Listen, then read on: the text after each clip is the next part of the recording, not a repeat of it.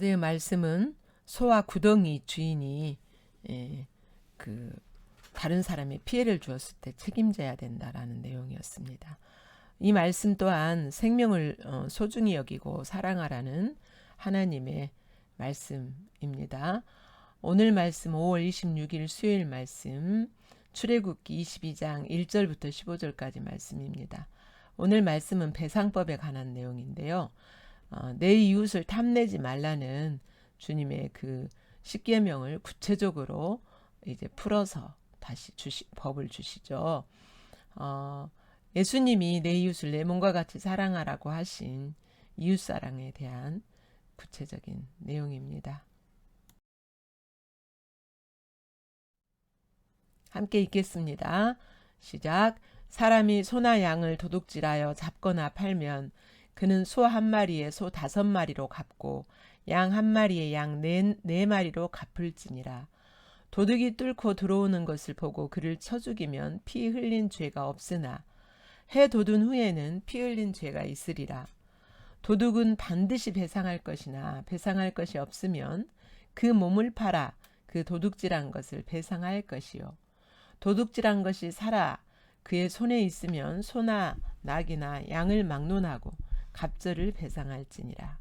사람이 밭에서나 포도원에서 짐승을 먹이다가 자기의 짐승을 놓아 남의 밭에서 먹게 하면 자기의 밭에 가장 좋은 것과 자기 포도원에 가장 좋은 곳으로 배상할지니라.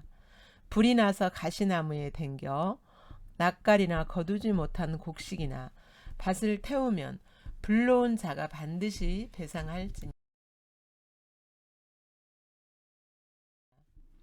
사람이 돈이나 물품을 이웃에게 맡겨 지키게 하였다가 그 이웃 집에서 도둑을 맞았는데 그 도둑이 잡히면 갑절을 배상할 것이요. 도둑이 잡히지 아니하면 그 집 주인이 재판장에게 가서 자기가 그 이웃의 물품에 손댄 여부의 조사를 받을 것이며 어떤 잃은 물건, 즉 소나 낙이나 양이나 의복이나 또는 다른 잃은 물건에 대하여 어떤 사람이 이르기를 이것이 그것이라 하면 양편이 재판장 앞에 나아갈 것이요. 재판장이 죄 있다고 하는 자가 그 상대방에게 갑절을 배상할지니라. 사람이 낙이나 소나 양이나 다른 짐승을 그 이웃에게 맡겨 지키게 하였다가 죽거나 상하거나 끌려가도 본 사람이 없으면 두 사람 사이에 맡은 자가 이웃의 것에 손을 대지 아니하였다고 여호와께 맹세할 것이요.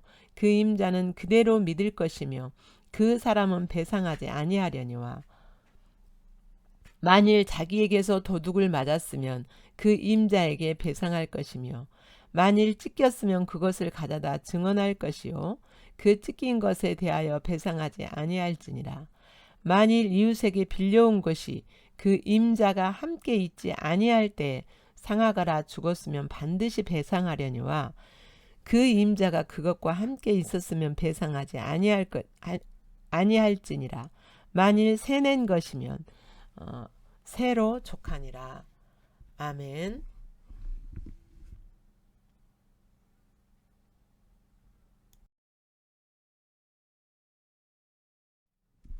예, 1절부터 6절까지는 도둑질에 대한 배상입니다. 남의 것을 탐내지 말고 남의 것에 손대지 말라는 그 강력한 법이죠. 예, 소나 양을 도둑질하고 이제 잡았어요. 자기가 잡았거나 팔면 그 소 한 마리에 5마리로 갚으라고. 다섯 배로 갚아주라는 거죠. 5배로. 그리고 양 한 마리에 4마리로 갚아라. 4배로 갚아라. 그런데 이제 밤에 도둑이 뚫고 들어왔어요. 이제 뚫고 들어온다라는 것은 요즘에는 시멘트 벽이죠.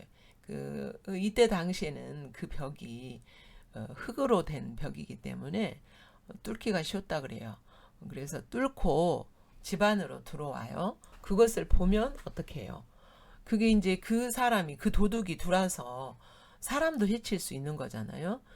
그래서 그를 쳐 죽였어요. 그러면 이렇게 밤에 이렇게 사람을 도둑이 들어와서 쳐 죽이면 정당방위에 해당이 돼요.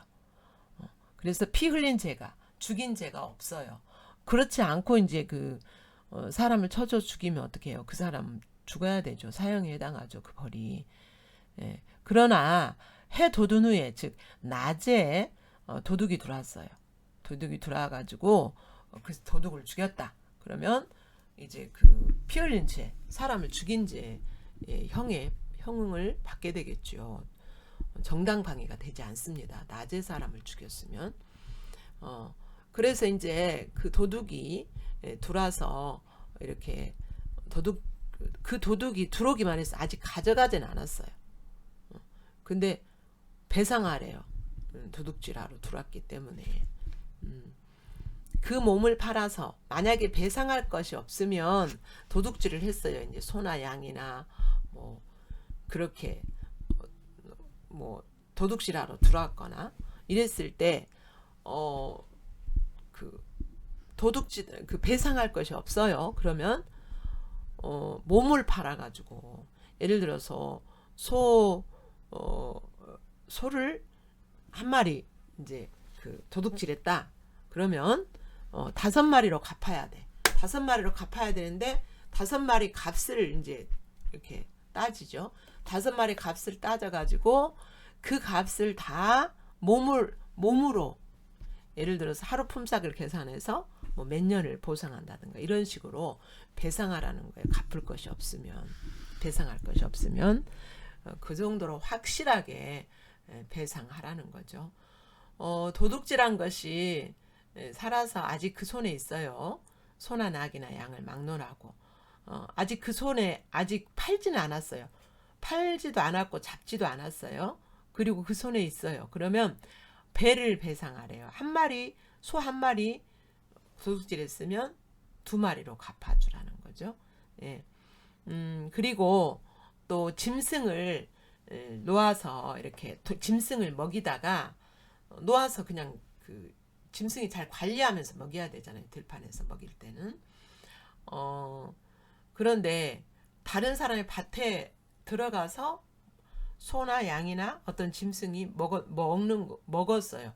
근데 주인이 관리하지 않았어요. 그러면 자기 밭에 있는 가장 좋은 곡식이든지 뭐 포도든지 배상하라는 가장 좋은 곳으로.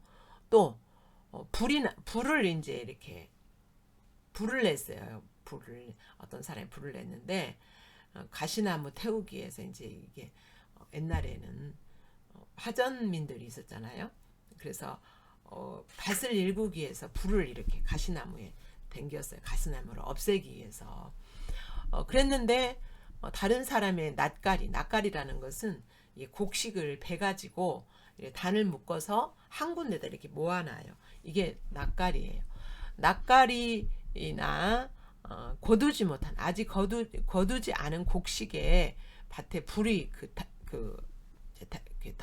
이렇게 다 가지고 그걸 태웠어요. 그러면 반드시 배상하래요.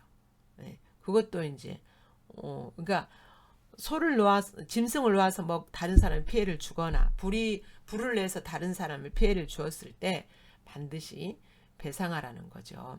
그러니까 다른 사람의 물건에 손해를 입히게 하고 다른 사람의 소유에 대해서 손해를 입히게 했으면 배상해주고 의도적으로 도둑질을 했으면 몇 배로 배상해주는 그러한 법이죠. 그러니까 도둑질한 것에 대해서 반드시 보상해주고, 그러니까 다른 사람의 것에 대해서 탐내지 말고 손해를 끼치지 말아라는 거죠. 내용을 생각하면서 다시 한번 읽겠습니다. 시작.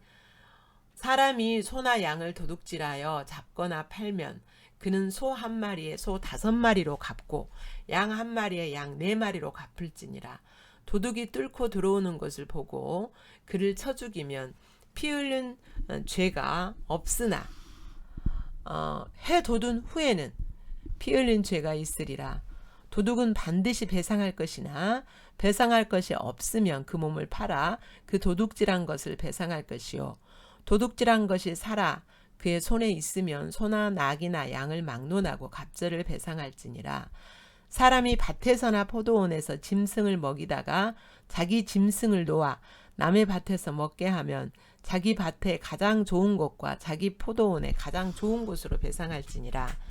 불이 나서 가시나무에 댕겨 낯가리나 거두지 못한 곡식이나 밭을 태우면 불러온 자가 반드시 배상할지니라.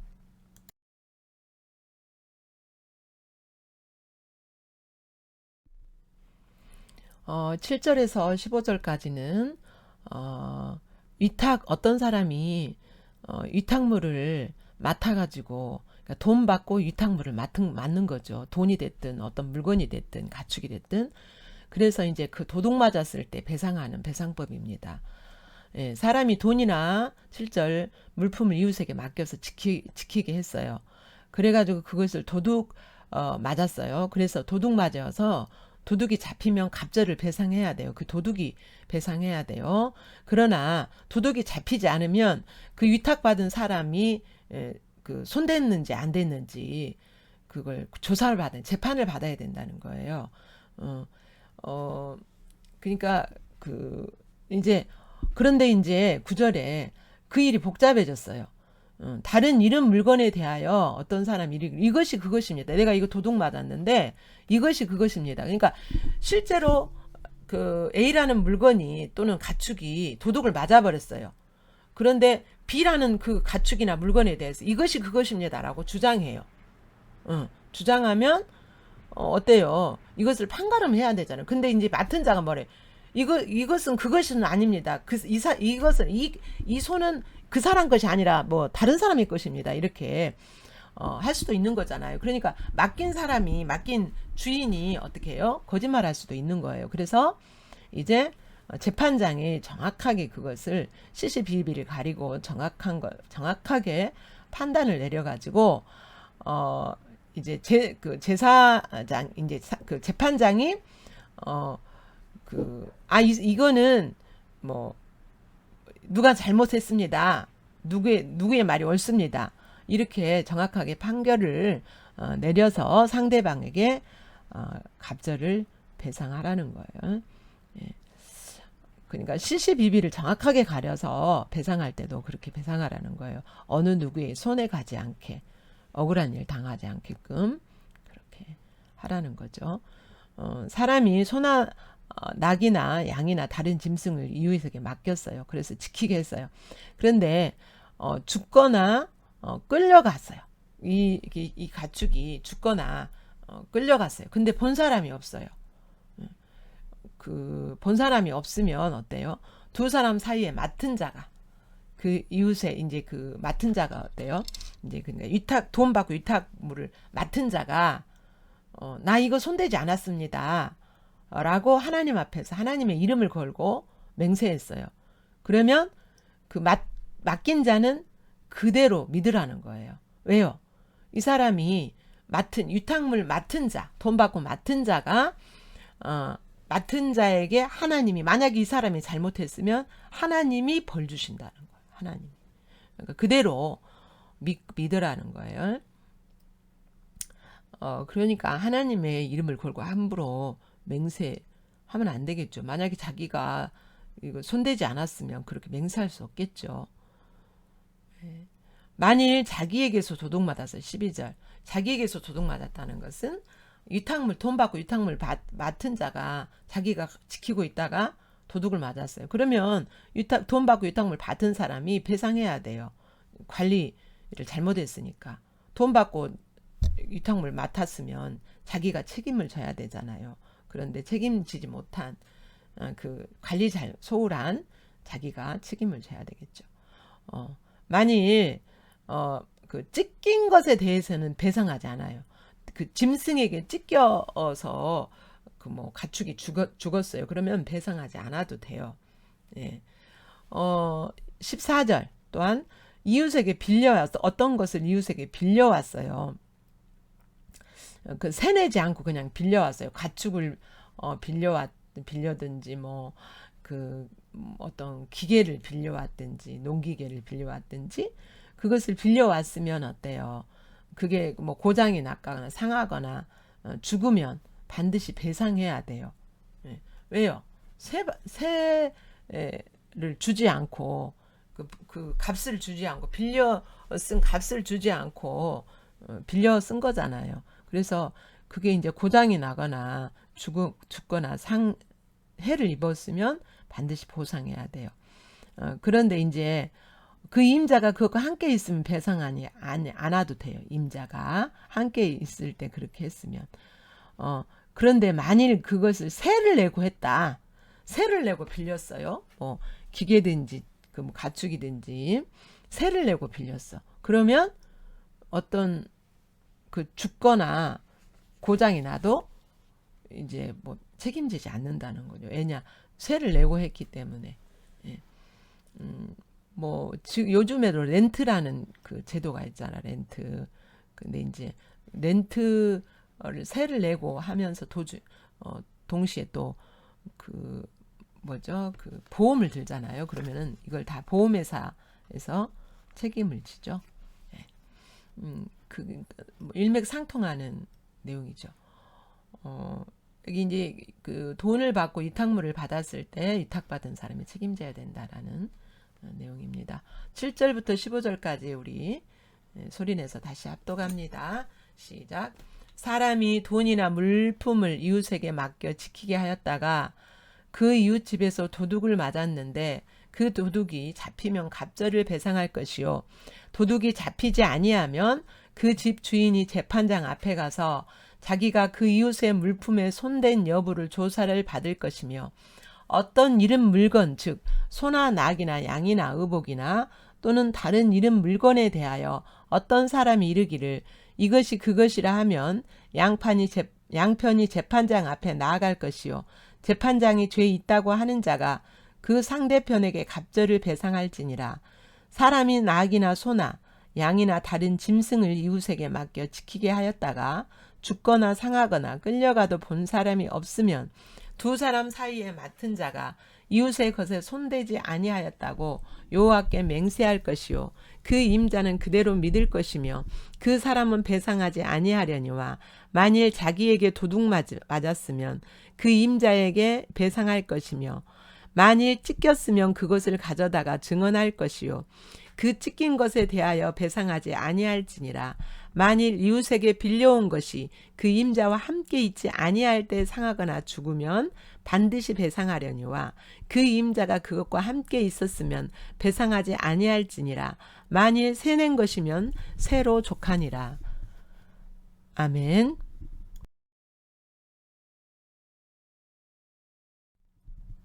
본문에 계시된 하나님이 어떤 분이신지 다시 살핍니다.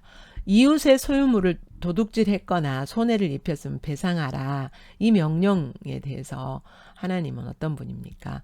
내 이웃을 내 몸과 같이 사랑하라고 하시는 하나님. 먼저 우리를 사랑하셨죠. 그렇게. 내가 나를 사랑하는 것보다 나를 더 사랑하시죠. 하나님은. 나뿐 아니라 나의 이웃도 이렇게 하나님은 사랑하세요. 내 이웃을 집을 탐내지 말라 라고 하신 명령을 하신 것은 하셨을 때 그 하나님의 본 마음은 내게 맡겨주신 나의 소유물에 대해서 책임져 주시고 보호해 주시죠. 먼저. 그러니까 우리에게 이런 명령을 하실 때는 먼저 내게 맡겨주신 나의 소유물에 대해서 하나님이 먼저 그렇게 책임져 주세요. 다른 사람의 것을 책임지라고 하실 때는 하나님이 먼저 나에게 맡겨주신 그 소유물에 대해서 책임져 주시는 분이시라는 거예요.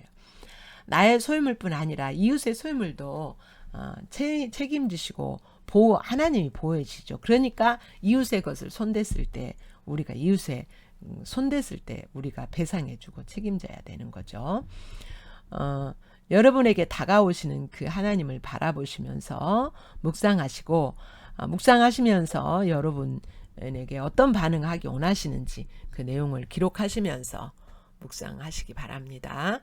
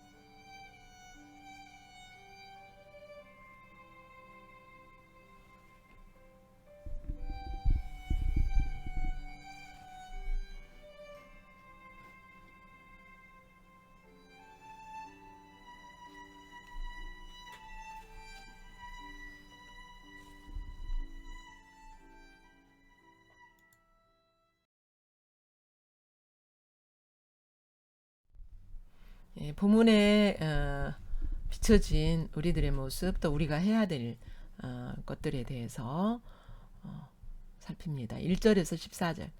도둑질했으면 보상해라, 배상해라. 도둑질의 동기가 계획적인가 또는 충동적인가, 그게 큰 것인가 경한 것인가 가벼운 것인가, 이것을 따져서 하라는 거예요. 정당 방어는 죄가 되지 않는다. 5절에서 6절. 부주의함으로 남의 재산에 손해를 입혔으면 배상하라고 하세요. 남의 소유를 다룰 때도 자신의 소유처럼 대하고 다뤄야 되죠. 특히 우리는 공공 물건, 뭐 교회 물건이든지 뭐 사회의 공공 건물, 공공 물건을 대할 때도 그렇게 해야 되겠죠. 7절에서 15절. 돈 받고 그 맡은 유탁물이나 세놓은 것에 대해서는 자신이 책임을 져야 돼요. 위탁받은 물건을 탐내지 말아야 되고, 그거 돈 받고 맡았으면 자신이 책임을 져야 된다는 거예요. 여러 비춰진 자신의 모습을, 그 모습 그대로 주님 앞에 나가서 주님 만나시고 주님이 원하시는 대로 반응하시면서 주님과 교제하기를 바랍니다.